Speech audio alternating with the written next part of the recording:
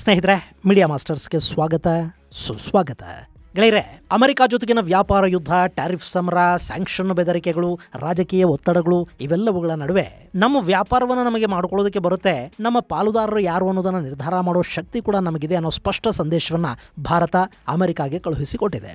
ಭಾರತದ ಭವಿಷ್ಯದ ಆಮ್ಕಾ ಪ್ರಾಜೆಕ್ಟ್ಗೆ ಇಂಜಿನ್ ನಿರ್ಮಾಣವನ್ನು ಯಾರ ಪಾಲುದಾರಿಕೆಯಲ್ಲಿ ಮಾಡಬೇಕು ಅನ್ನೋದನ್ನ ಭಾರತ ಅಧಿಕೃತವಾಗಿ ನಿರ್ಧಾರ ಮಾಡಿರುವುದಷ್ಟೇ ಅಲ್ಲ, ರಕ್ಷಣಾ ಸಚಿವ ರಾಜನಾಥ್ ಸಿಂಗ್ ಆ ಬಗ್ಗೆ ಘೋಷಣೆಯನ್ನು ಕೂಡ ಮಾಡಿದ್ದಾರೆ. ಆಮ್ಕಾ ಪ್ರಾಜೆಕ್ಟ್ ಅಲ್ಲಿ ಅಮೆರಿಕದ GE ಇಂಜಿನ್ಗಳಿಗೆ ಭಾರತ ವಿದಾಯ ಹೇಳ್ತಾ ಇದೆ. ಬ್ರಿಟನ್ನ ರೋಲ್ಸ್ ರಾಯ್ಸ್ಗೆ ಕೂಡ ನೋ ಅಂತ ಹೇಳಿದೆ. ಈಗ ನಮ್ಮ ಆಮ್ಕಾ ಪ್ರಾಜೆಕ್ಟ್ನ ಇಂಜಿನ್ ತಯಾರಿಯನ್ನ ಫ್ರಾನ್ಸ್ನ ಸ್ಯಾಫ್ರಾನ್ ಮತ್ತು ಭಾರತದ DRDOಗಳು ಜಂಟಿಯಾಗಿ ಮಾಡುತ್ತವೆ ಮತ್ತು ಅದಕ್ಕೆ ಸಂಬಂಧಿಸಿದ ಟೈಮ್ ಲೈನ್ ಮತ್ತು ಟೆಕ್ನಾಲಜಿ ಟ್ರಾನ್ಸ್ಫರ್ ಬಗ್ಗೆ ಕೂಡ ಮಾತುಕತೆಗಳು ಫೈನಲ್ ಆಗಿವೆ. ಸಾಕಷ್ಟು ದಿನಗಳಿಂದ ಅವರು ಬಿಟ್ಟು ಇವರು ಯಾರು ಅನ್ನೋ ಹಾಗಿದ್ದ ಇಂಜಿನ್ ತಯಾರಿ ಪಾಲುದಾರಿಕೆ ಈಗ ರಾಜನಾಥ್ ಸಿಂಗ್ ಅವರೇ ಬಹಿರಂಗಗೊಳಿಸುವ ಮೂಲಕ ಒಂದು ಸ್ಪಷ್ಟ ದಾರಿಯಲ್ಲಿ ಸಾಗುತ್ತಾ ಇದೆ ಅನ್ನೋ ವಿಶ್ವಾಸಕ್ಕೆ ಕಾರಣ ಆಗ್ತಾ ಇದೆ. ಹಾಗಾದರೆ ಭಾರತ ಮತ್ತು ಫ್ರಾನ್ಸ್ ಜಂಟಿಯಾಗಿ ನಿರ್ಮಾಣ ಮಾಡಲಿರುವ ಇಂಜಿನ್ ಅಮೆರಿಕದ GE ಇಂಜಿನ್ಗಿಂತ ಹೇಗೆ ಭಿನ್ನವಾಗಿರುತ್ತೆ? ಯಾಕೆ ಭಾರತ ಅಮೆರಿಕಾನ ಬಿಟ್ಟು ಫ್ರಾನ್ಸ್ ಜೊತೆ ಹೋಗ್ತಾ ಇದೆ? ಬನ್ನಿ ನೋಡೋಣ.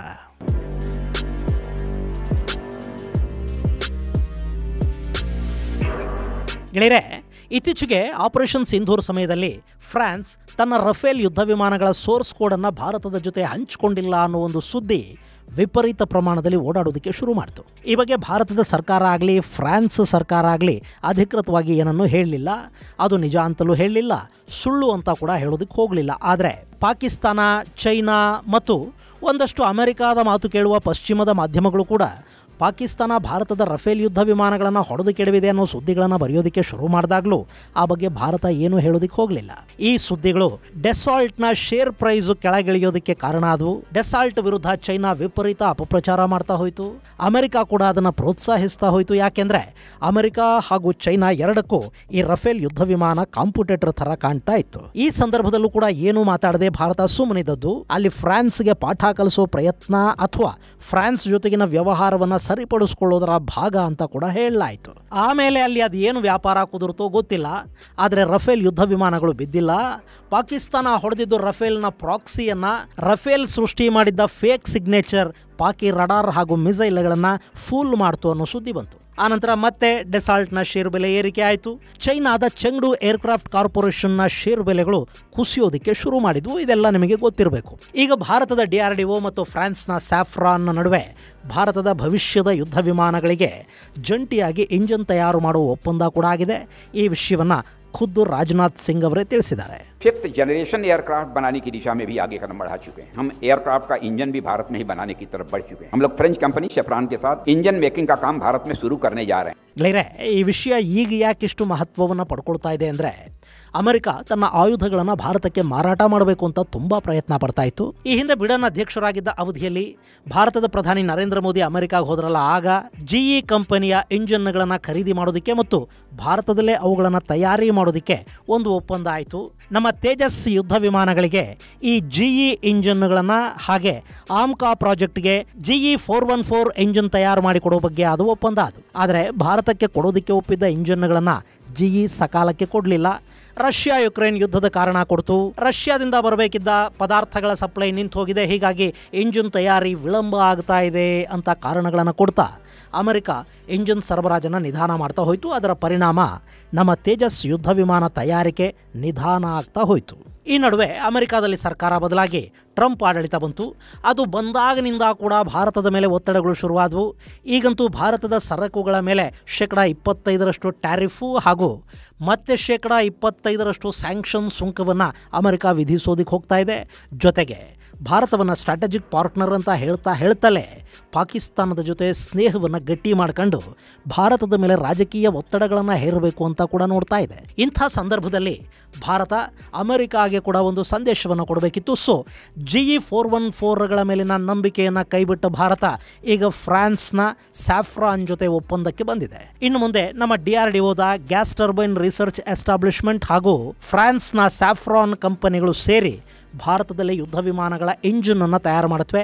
ಅಲ್ಲಿಗೆ ಆಗಸ್ಟ್ 15ನೇ ತಾರೀಕು ಕೆಂಪುಕೋಟೆಯಲ್ಲಿ ನಿಂತು ಭಾರತ ತನ್ನ 5ನೇ ತಲೆಮಾರಿನ ಯುದ್ಧ ವಿಮಾನಗಳಿಗೆ ಸ್ವದೇಶಿ ಇಂಜಿನನ್ನು ಹೊಂದಬೇಕು ಅಂತ ಹೇಳಿದ್ದ ಪ್ರಧಾನಿ ಮೋದಿಯವರ ಮಾತುಗಳು ನಿಜ ಆಗುವ ಕಾಲ ಬಂದಂತೆ ಕಾಣ್ತಾ ಇದೆ. ಗೆಳೆಯರೆ, ಇಲ್ಲಿ ಫ್ರಾನ್ಸ್ ಜೊತೆ ಸೇರಿ ಮಾಡೋದು ಸ್ವದೇಶಿ ಹೇಗಾಗುತ್ತೆ ಅನ್ನೋದನ್ನು ಮತ್ತು ಈ ಜಂಟಿ ಇಂಜಿನ್ನ ಶಕ್ತಿ ಏನು ಅನ್ನೋದನ್ನು ನಿಮಗೆ ಹೇಳೋ ಮೊದಲು ಆಮ್ಕಾ ಬಗ್ಗೆ ಸ್ವಲ್ಪ ಹೇಳ್ಬಿಡ್ತೀನಿ ಕೇಳಿ.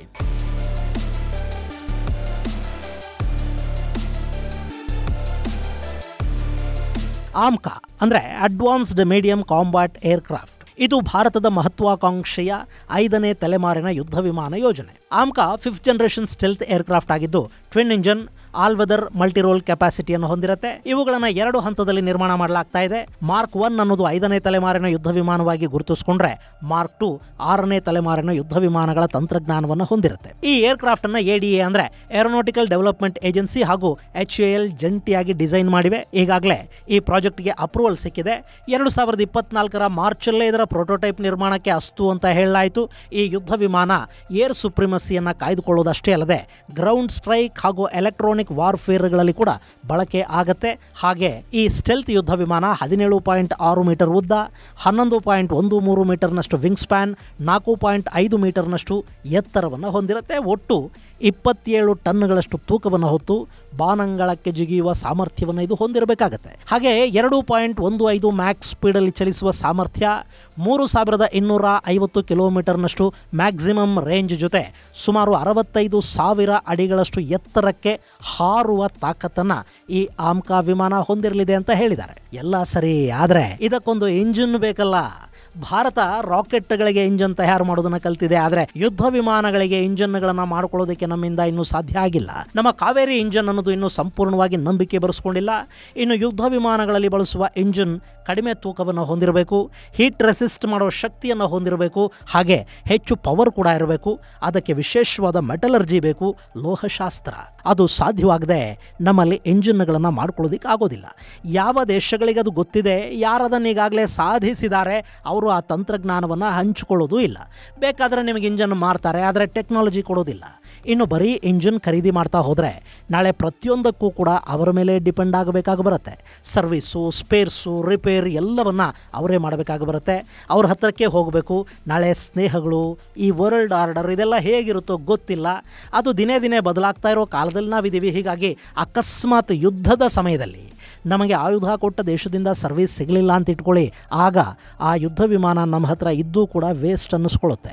ಸೊ ಇಲ್ಲಿ ನಿರ್ಭರತೆ ಬೇಕು. ಹೀಗಾಗಿ ಭಾರತ ಯಾರ ಜೊತೆಗೆ ಇಂಜಿನ್ ಖರೀದಿ ಮಾಡಬೇಕು ಅನ್ನೋದ್ರ ಜೊತೆ ಯಾರು ಮೇಕ್ ಇನ್ ಇಂಡಿಯಾ ಮತ್ತು ಟೆಕ್ನಾಲಜಿ ಟ್ರಾನ್ಸ್ಫರನ್ನು ಕೂಡ ಮಾಡ್ತಾರೆ ಅನ್ನೋದನ್ನು ಕೂಡ ನೋಡ್ತಾ ಇತ್ತು. ಈ ನಿಟ್ಟಲ್ಲಿ ಅಮೆರಿಕಾದ GE ನಾವು ಕೊಡ್ತೀವಿ ಅಂತ ಮುಂದೆ ಬಂತು. ರೋಲ್ಸ್ ರಾಯ್ಸ್ ಜೊತೆಗೆ ಕೂಡ ಮಾತುಕತೆಗಳಾದವು. ಕಡೆಗೆ ಭಾರತ ಸ್ಯಾಫ್ರಾನ್ ಇಂಜಿನನ್ನು ಫೈನಲ್ ಮಾಡಿದೆ. ಈ ಇಂಜಿನ್ ಭಾರತದಲ್ಲೇ ತಯಾರಾಗುತ್ತೆ. ಸ್ಯಾಫ್ರಾನ್ ಹಾಗೂ DRDO ಜಂಟಿಯಾಗಿ ಇದನ್ನು ತಯಾರು ಮಾಡುತ್ತವೆ. ಹಾಗೆ ಇದು 120 ಕಿಲೋ ನ್ಯೂಟನ್ ಥ್ರಸ್ಟನ್ನು ಹೊಂದಿರುವ ಇಂಜಿನ್ ಆಗಿರುತ್ತೆ ಅಂತ ಹೇಳ್ತಾ ಇದ್ದಾರೆ. ಗೆಳೆಯರೆ, ಇಲ್ಲಿ ಆಮ್ಕಾದಲ್ಲಿ 2 ವೇರಿಯಂಟ್ಗಳಿವೆ. ಮೊದಲನೆಯದು ಅಂದರೆ ಮಾರ್ಕ್ 1 ಏನಿದೆ ಅದಕ್ಕೆ 98 ಕಿಲೋ ನ್ಯೂಟನ್ ಇಂಜಿನನ್ನೇ ಬಳಕೆ ಮಾಡ್ತಾರೆ. ಅದು ಅಮೆರಿಕಾದ GE 414 ಇಂಜಿನ್ನಷ್ಟೇ ಥ್ರಸ್ಟನ್ನು ಹೊಂದಿರುತ್ತೆ. ಆದರೆ ಮಾರ್ಕ್ 2ಗೆ ಬಳಕೆ ಆಗೋ ಇಂಜಿನ್ ಇದೆಯಲ್ಲ, ಇದು ಬಲಿಷ್ಠ ಇಂಜಿನ್ ಆಗಿರುತ್ತೆ. 120 ಕಿಲೋ ನ್ಯೂಟನ್ ಥ್ರಸ್ಟ್ ಇರುವ ಇಂಜಿನ್ ಇದಾಗಿರುತ್ತೆ. ಇನ್ನು ಇಲ್ಲಿ ಇಂಜಿನನ್ನು ಅವರು ತಯಾರು ಮಾಡಿ ಭಾರತಕ್ಕೆ ಕೊಡ್ತಾರೆ, ಅಥವಾ ಭಾರತದ ಒಂದಷ್ಟು ಪಾರ್ಟ್ಸು ಫ್ರಾನ್ಸ್ನ ಇನ್ನೂ ಒಂದಷ್ಟು ಪಾರ್ಟ್ಸು ಸೇರಿ ಇಂಜಿನನ್ನು ಮಾಡ್ತಾರೆ. ಹಾಗಲ್ಲ, ಇದು ಇಲ್ಲಿ ಸಂಪೂರ್ಣವಾಗಿ 100% ಟೆಕ್ನಾಲಜಿ ಟ್ರಾನ್ಸ್ಫರ್ ಆಗುತ್ತೆ. ಇಂಜಿನ್ ತಯಾರಿಕೆಯಿಂದ ಹಿಡಿದು ಅದಕ್ಕೆ ಬಳಸುವ ಟೂಲ್ಸು, ಅದಕ್ಕೆ ಬೇಕಾಗುವ ಯಂತ್ರೋಪಕರಣಗಳು, ಮೆಟಲರ್ಜಿ ಎಲ್ಲ ತಂತ್ರಜ್ಞಾನವನ್ನು ಕೂಡ ಇಲ್ಲಿ 2 ದೇಶಗಳು ಹಂಚಿಕೊಳ್ಳುತ್ತವೆ. ಹಾಗೆ ಭಾರತದಲ್ಲಿ ಜಂಟಿ ಪರೀಕ್ಷೆ ಮತ್ತು ಜಂಟಿ ತಯಾರಿಕೆಯನ್ನು ಕೂಡ ಮಾಡಲಾಗುತ್ತೆ. ಟೆಸ್ಟ್ ಬೆಡ್ ಕೂಡ ಭಾರತದಲ್ಲೇ ಇರುತ್ತೆ. ಅದಕ್ಕಾಗಿ ಭಾರತ ಸುಮಾರು 7.2ರಿಂದ 7.5 ಬಿಲಿಯನ್ ಡಾಲರ್ ಅಂದರೆ ಸರಿಸುಮಾರು 61,000 ಕೋಟಿ ರೂಪಾಯಿಗಳನ್ನು ವೆಚ್ಚ ಮಾಡ್ತಾ ಇದೆ. ಇನ್ನು ಇದಕ್ಕೆ ಕಾಲಮಿತಿಯನ್ನು ಕೂಡ ನಿಗದಿ ಮಾಡಿಕೊಂಡಿದ್ದಾರೆ.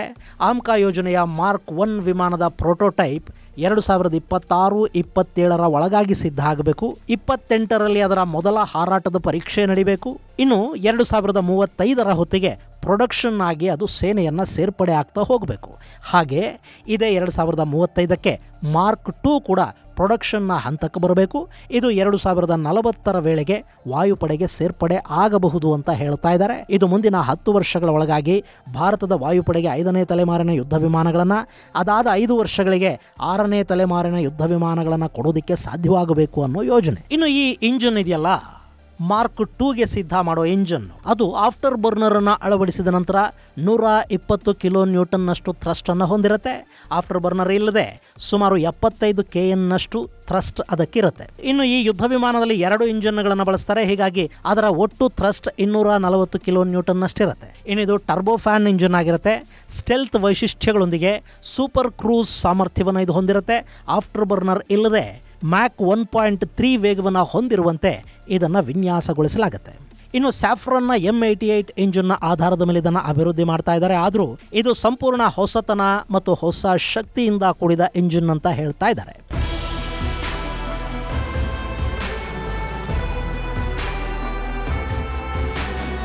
ಇನ್ನು ಆಮ್ಕಾ ಯುದ್ಧ ವಿಮಾನದ ಇಂಜಿನ್ ಅನ್ನು F-22, F-35 ಮತ್ತು Su-57 ಇಂಜಿನ್ಗಳ ಜೊತೆ ಹೋಲಿಕೆ ಮಾಡಿ ನೋಡೋದಾದ್ರೆ, ಇಲ್ಲಿ ಆಮ್ಕಾದ ಮಾರ್ಕ್ 2 ಇಂಜಿನ್ ಇದೆಯಲ್ಲ, ಇದು ಆಫ್ಟರ್ ಬರ್ನರ್ ಸಹಿತ 120 ಕಿಲೋ ನ್ಯೂಟನ್ನಷ್ಟು ಥ್ರಸ್ಟ್ ಅನ್ನು ಉತ್ಪಾದನೆ ಮಾಡುತ್ತೆ. ಇನ್ನು ಇದು ಡ್ಯೂಯಲ್ ಇಂಜಿನ್ ಆಗಿರೋದ್ರಿಂದ ಒಟ್ಟು ಥ್ರಸ್ಟ್ 240 ಕಿಲೋ ನ್ಯೂಟನ್ ಆಗುತ್ತೆ. ಅದೇ F-22 ರ್ಯಾಪ್ಟರ್ ಕೂಡ ಡ್ಯೂಯಲ್ ಇಂಜಿನ್ ವಿಮಾನ ಆಗಿದ್ದು ಅದರ ಇಂಜಿನ್ 156 ಕಿಲೋ ನ್ಯೂಟನ್ ಅಷ್ಟು ಥ್ರಸ್ಟ್ ಅನ್ನ ಹೊಂದಿರುತ್ತೆ. ಹೀಗಾಗಿ ಒಟ್ಟು ಥ್ರಸ್ಟ್ 312 ಕಿಲೋ ನ್ಯೂಟನ್ ಆಗುತ್ತೆ. ಇನ್ನು ಆಮ್ಕಾ ಸೂಪರ್ ಕ್ರೂಸ್ ಆಗಿರುತ್ತೆ. ಸ್ಟೆಲ್ತ್ ತಂತ್ರಜ್ಞಾನವನ್ನ ಹೊಂದಿರುತ್ತೆ. ಭಾರತದಲ್ಲೇ ತಯಾರಾಗುವ ಹಗುರ ತೂಕದ ವಿಮಾನ ಅನ್ನಿಸ್ಕೊಳ್ಳುತ್ತೆ. ಇನ್ನು F-22 ಕೂಡ ಸೂಪರ್ ಕ್ರೂಸ್ ಆಗಿದ್ದು ಅತ್ಯುತ್ತಮ ಮ್ಯಾನೂವರಬಿಲಿಟಿಯನ್ನು ಹೊಂದಿದೆ. ಜೊತೆಗೆ ಇದು ಕೂಡ ಅತ್ಯದ್ಭುತ ಸ್ಟೆಲ್ತ್ ಸಾಮರ್ಥ್ಯವನ್ನು ಹೊಂದಿರುತ್ತೆ. ಇನ್ನು F-35ನ ಇಂಜಿನ್ ಇದೆಯಲ್ಲ, ಇದು 191 ಕಿಲೋ ನ್ಯೂಟನ್ ಥ್ರಸ್ಟ್ ಅನ್ನು ಹೊಂದಿರುತ್ತೆ. ಆದರೆ ಇದು ಸಿಂಗಲ್ ಇಂಜಿನ್ ಯುದ್ಧ ವಿಮಾನ. ಹೀಗಾಗಿ ಇದರ ಒಟ್ಟು ಥ್ರಸ್ಟ್ ಕೂಡ 191 ಕಿಲೋ ನ್ಯೂಟನ್ ಇರುತ್ತೆ. ಇನ್ನು ರಷ್ಯಾದ Su-57ನ ವಿಷಯಕ್ಕೆ ನಾವು ಬಂದ್ರೆ, ಅದು ಕೂಡ ಡ್ಯೂಯಲ್ ಇಂಜಿನ್ ಯುದ್ಧ ವಿಮಾನ ಆಗಿದ್ದು ಅದರ ಇಂಜಿನ್ 147 ಕಿಲೋ ನ್ಯೂಟನ್ ಅಷ್ಟು ಥ್ರಸ್ಟ್ ಅನ್ನು ಹೊಂದಿದ್ದು ಡ್ಯೂಯಲ್ ಇಂಜಿನ್ ಆದ ಕಾರಣ 294 ಕಿಲೋ ನ್ಯೂಟನ್ ಥ್ರಸ್ಟ್ ಇರುತ್ತೆ. ಹೆಚ್ಚು ಮ್ಯಾನ್ಯೂವರಬಿಲಿಟಿಗೆ ಅವಕಾಶ ಇರುತ್ತೆ. ಸೂಪರ್ ಕ್ರೂಸ್ ಆಗಿರುತ್ತೆ. ಆದರೆ ಅದರ ಸ್ಟೆಲ್ತ್ ಸಾಮರ್ಥ್ಯ ಕಡಿಮೆ ಅಂತ ಹೇಳ್ತಾರೆ. ಜೊತೆಗೆ ಇದು ಮ್ಯಾಕ್ 2+ ವೇಗವನ್ನು ಹೊಂದಿದೆ. ಸೊ ಇಲ್ಲಿ ನಮ್ಮ ಆಮ್ಕಾಗೆ ಅಳವಡಿಸಲಾಗ್ತಾ ಇರುವ ಫ್ರಾನ್ಸ್ನ ಇಂಜಿನ್ ಅಮೆರಿಕದ F-22 ಮತ್ತು ರಷ್ಯಾದ Su-57ಗಿಂತ ಕಡಿಮೆ ಥ್ರಸ್ಟ್ ಅನ್ನ ಹೊಂದಿದ್ರೂ ಕೂಡ ವಿಮಾನದ ಹಗುರ ತೂಕದ ಕಾರಣದಿಂದ ಅತ್ಯುತ್ತಮ ಥ್ರಸ್ಟ್ ಟು ವೆಯ್ಟ್ ರೇಷಿಯೋನ ಹೊಂದಿರಬಹುದು ಅಂತ ಹೇಳ್ತಾ ಇದ್ದಾರೆ. ಇನ್ನು ಇಲ್ಲಿ ಫ್ರಾನ್ಸ್ ಜೊತೆ ತಯಾರು ಮಾಡೋ ಇಂಜಿನ್ ಸ್ವದೇಶಿ ಹೇಗಾಗುತ್ತೆ ಅನ್ನೋದು ಗೆಳೆಯರೆ, ಸಾಕಷ್ಟು ದೇಶಗಳು ಯುದ್ಧ ವಿಮಾನಗಳನ್ನು ತಯಾರು ಮಾಡೋದಕ್ಕೆ ಬೇರೆ ಬೇರೆ ದೇಶಗಳ ಜೊತೆ ಹೀಗೆ ಜಾಯಿಂಟ್ ವೆಂಚರ್ಗಳನ್ನು ಮಾಡ್ತಾ ಇರ್ತವೆ. ಎಲ್ಲವನ್ನ ಒಂದೇ ಕಡೆ ಮಾಡ್ಕೊಳ್ಳೋದು ಕಷ್ಟ ಆಗುತ್ತೆ. ಇನ್ನು ಇಲ್ಲಿ ಎಂಜಿನ್ ಭಾರತದಲ್ಲೇ ತಯಾರಾಗುತ್ತೆ. ಅದರ ತಂತ್ರಜ್ಞಾನ ಭಾರತಕ್ಕೆ ಸಿಗುತ್ತೆ. ಭಾರತೀಯ ಕಾರ್ಮಿಕರಿಗೆ, ಇಲ್ಲಿನ MSMEಗಳಿಗೆ ಉದ್ಯೋಗಾವಕಾಶಗಳು ಸಿಗುತ್ತವೆ. ಜೊತೆಗೆ ಎಂಜಿನ್ ಮೇಲೆ ಸಂಪೂರ್ಣ ಹಕ್ಕು ಕೂಡ ಭಾರತಕ್ಕಿರುತ್ತೆ. ಭಾರತ ಅದನ್ನು ಬೇರೆ ದೇಶಗಳಿಗೆ ಎಕ್ಸ್ಪೋರ್ಟ್ ಕೂಡ ಮಾಡಬಹುದು. ಅದರಲ್ಲಿ ಬೇಕಿದ್ರೆ ಒಂದಷ್ಟು ಬದಲಾವಣೆಗಳನ್ನು ಮಾಡ್ಕೋಬಹುದು. ಏನು ಬೇಕಾದರೂ ಭಾರತ ಮಾಡಬಹುದು. ಸೊ ಇಲ್ಲಿ ಸಂಪೂರ್ಣ ಹಕ್ಕಿರುತ್ತೆ ಅಂದಮೇಲೆ ಅದು ಭಾರತದ ಸ್ವಂತ. ಹಾಗೆ ತಂತ್ರಜ್ಞಾನ ಕೂಡ ಸಂಪೂರ್ಣವಾಗಿ ಸಿಗೋದ್ರಿಂದ ಮುಂದೆ ಇದಕ್ಕಿಂತ ಶಕ್ತಿಶಾಲಿ ಎಂಜಿನ್ಗಳನ್ನು ಕೂಡ ಭಾರತ ಇಲ್ಲೇ ತಯಾರು ಮಾಡಿಕೊಳ್ಳೋದಕ್ಕೂ ಸಾಧ್ಯ ಆಗಬಹುದು. ಇನ್ನು ಇದೇ ಎಂಜಿನ್ಗಳನ್ನು ಭಾರತ ತನ್ನ ನೌಕಾಪಡೆಗಾಗಿ ನಿರ್ಮಾಣ ಮಾಡಲಿರುವ twin engine deck based fighter ಜೆಟ್ಗಳಿಗೆ ಕೂಡ ಕೊಡೋದಕ್ಕೆ ಸಾಧ್ಯ ಆಗುತ್ತೆ. ಅವು 2038 ವೇಳೆಗೆ ನೌಕಾಪಡೆಯನ್ನು ಸೇರುವ ಸಾಧ್ಯತೆ ಇದೆ ಅಂತ ಹೇಳ್ತಾ ಇದ್ದಾರೆ. ಇದು ಗೆಳೆಯರೆ ಭಾರತದ ಆಮ್ಕಾ ಅಂದ್ರೆ 5 ಮತ್ತು 6ನೇ ತಲೆಮಾರಿನ ಯುದ್ಧ ವಿಮಾನ ಯೋಜನೆ ಹಾಗೂ ಸ್ಯಾಫ್ರಾನ್ ಇಂಜಿನ್ನ ಕುರಿತಾದ ಒಂದಷ್ಟು ಮಾಹಿತಿ. ಮುಂದಿನ ಸಂಚಿಕೆಯಲ್ಲಿ ಮತ್ತಷ್ಟು ವಿಶೇಷಗಳ ಜೊತೆ ಮತ್ತೆ ಭೇಟಿಯಾಗೋಣ. ಅಲ್ಲಿವರೆಗೆ ಜೈ ಹಿಂದ್, ಜೈ ಕರ್ನಾಟಕ.